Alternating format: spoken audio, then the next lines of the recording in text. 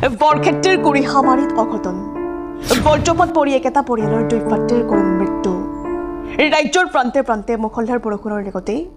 বৰক্ষেত্ৰীৰ গুৰিহামাৰী চৰত বতৰৰ কালৰূপ বজ্ৰপাত পৰি একেটা পৰিয়ালৰ 2 ভাতৃৰ কৰুণ মৃত্যু এই শোকাবহ ঘটনাটো সংঘটিত হৈছে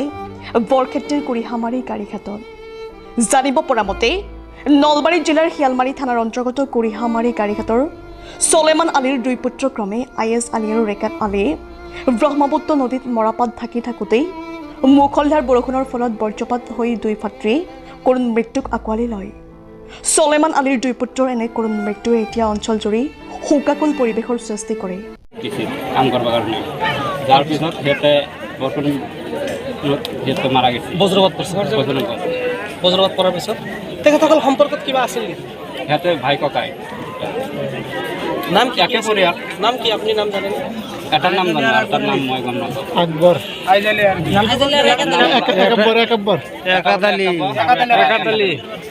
জাগাখিনিৰ নাম কি এইটো কুৰিয়া মাৰি মন্দিৰ কুৰিয়া মাৰি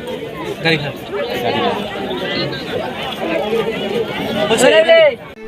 শিয়ালমাৰীৰ পৰা মইদুল ইছলামৰ ৰিপৰ্ট সুহানা লাইভ